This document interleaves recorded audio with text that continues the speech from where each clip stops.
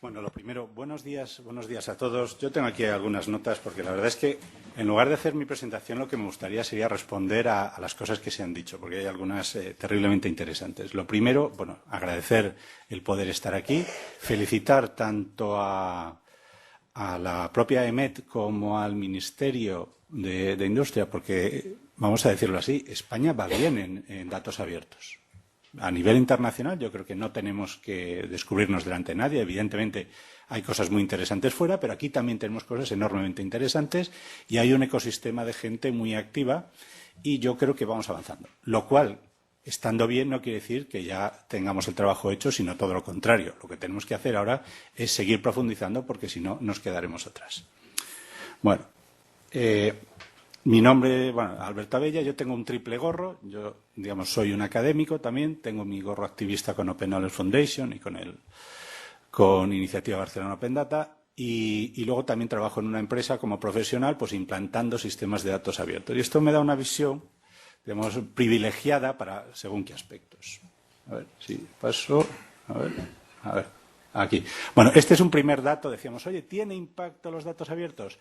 Ahí, este es el dato de McKinsey. Bueno, esto es una consultora, nos lo creemos o no, pero otros informes nos dicen que los datos abiertos impactan en torno al 1% del PIB, grosso modo. Algunos ponen más, otros ponen menos en función del ámbito que aplicamos. Bueno, lo que está claro es que impactan. Y aquí quiero traer lo primero y que está muy conectado con la definición de ecosistema. Yo cuando oí esto de ecosistema dije, fantástico, porque de esto es lo que llevo yo hablando algunos años. Y eso que veis ahí, ese cuadrito, es el ecosistema de la reutilización de datos, donde tiene en cuenta no solo el sector infomediario, que son estos señores, el 2, los reutilizadores profesionales, que evidentemente tienen un impacto, pero tienen también impactos sobre los propios ciudadanos, tienen impactos sobre la parte académica de investigación y desarrollo.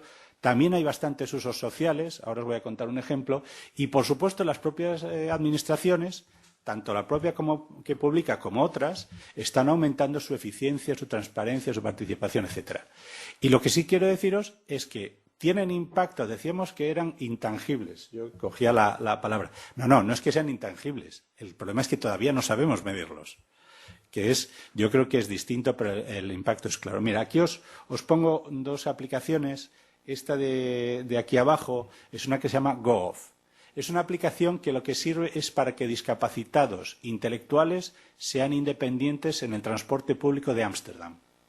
Es decir, que yo, una persona con una discapacidad intelectual, pues probablemente no me guío en el metro, no me guío en los autobuses. Pero gracias a ese sistema consigo ser independiente, ese servicio da un aviso a mi tutor o a quien sea de si voy por el camino que tengo que ir, si me desvío, además me proporciona un sistema de alarma para ponerme en contacto con alguien si me pierdo, etcétera. ¿Cuál es el impacto económico de esta empresa? Muy pequeño. Muy pequeño. Esta empresa no factura gran cosa. Pero, oye, la independencia para estas personas, el orgullo de ser independientes, la no dependencia de sus tutores de esto, ¿cuál es el impacto? Si empezamos a medir todas estas cosas, a lo mejor los datos abiertos tienen un impacto inesperado. Quien hace esto muy bien, por ejemplo, son los fabricantes de automóviles, con el plan PIBE. Que te dicen, no, es que por cada euro que se invierte en el plan PIBE, el Estado ingresa 4. Digo, bueno, pues entonces en lugar de darle 300 millones, démosle 3.000, ¿no? Porque esto es un buen negocio. Bueno. Y luego esta es otra aplicación que no quiero extenderme, pero bueno, que es una aplicación que, entendiendo las necesidades de los usuarios, tomó los datos de los transportes metropolitanos de Barcelona y resulta que se usaba 5 veces más que la propia aplicación que hacía el transportes metropolitanos de Barcelona. ¿Por qué? Porque entendía mucho a los usuarios. Y esto es una cosa de la que quiero hablar posteriormente. Luego, otra cosa que quiero remarcar. Publicar datos no es un proyecto, es un proceso. Es decir, vamos a tener que estar publicándolos de manera continua. Igual que hace algunos años, no muchos años, yo ya tengo una edad, no se utilizaban ordenadores todo el mundo en nuestro trabajo, ahora sí. Y ya no discutimos esto. Pues los datos abiertos yo creo que es lo mismo. Antes las administraciones no publicaban datos porque tecnológicamente era complicado, pero ahora lo vamos a hacer todos. Y es un proceso. Y, por tanto, no vamos a poder publicar todas las veces, etcétera, porque no tenemos recursos hoy. Tenemos que ser eficientes, evidentemente. Y esto es una metodología sobre cómo publicar, o sea, cómo evaluar qué es lo que tenemos que hacer, darnos cuenta si esto es realmente lo que se necesita, hablar con nuestros interlocutores. Perdóname que vuelva atrás, este es el único negocio donde no se conoce a nuestros clientes. Es decir, falta la primera institución, ojalá sea la EMET, que me diga, no, mis clientes son de este tipo. Clientes, mis reutilizadores de datos, la mayoría son pymes, la mayoría se dedican a esto, no sé qué, y además tengo un canal fluido con ellos. Algunos tienen el canal fluido, pero todavía falta la primera entidad que me diga, sé perfectamente quién utiliza mis datos. Ojalá podamos verlo aquí muy pronto.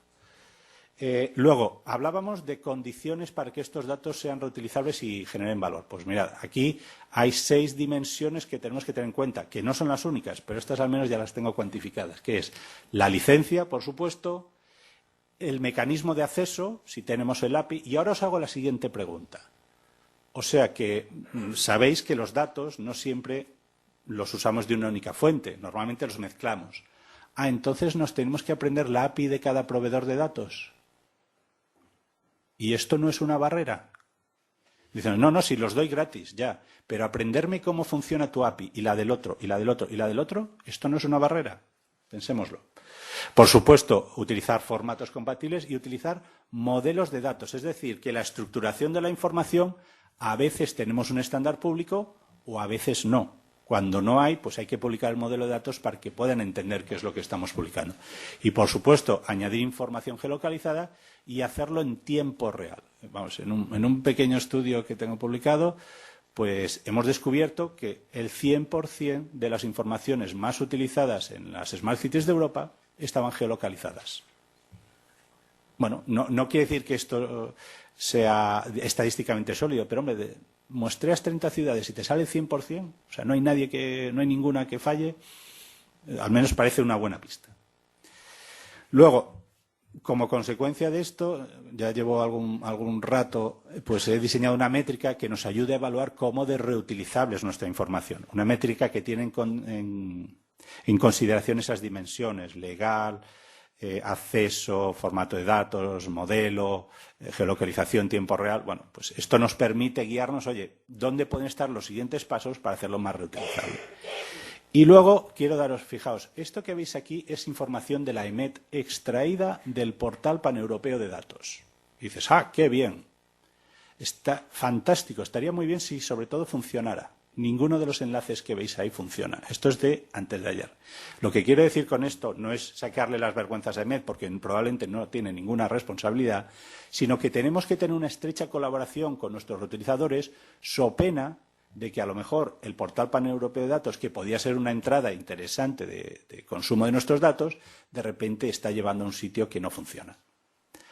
O sea, esto es un ecosistema, no vivimos solos. Y un último apunte. Este es un análisis que estoy realizando sobre cómo están los portales de datos en España.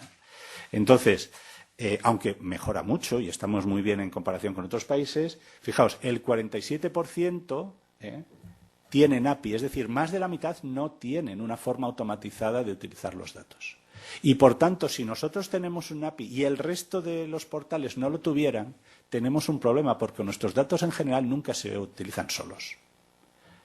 Entonces, tenemos que coordinarnos. Me encantó oír a Cristina Morales explicar que vamos a tener un consejo sobre reutilización de datos, porque es que hace mucha falta, porque no nos damos cuenta la cantidad de negocios y de servicios que nos están creando porque tenemos barreras, fricciones económicas a la reutilización de datos. Y, finalmente, también el 57%, digamos, siguen la normativa nacional de cómo tiene que hacerse un portal de datos. El 43% no. Y, por tanto, no sabremos cómo encontrar la información. Y, bueno, el 60% tienen actualizaciones de cuándo dan datos nuevos, etcétera. Bueno, con esto simplemente quería dar una visión y algunos datos que os pongan en la visión que tenemos que tener del presente y los temas pendientes que tenemos para el futuro. Muchas gracias.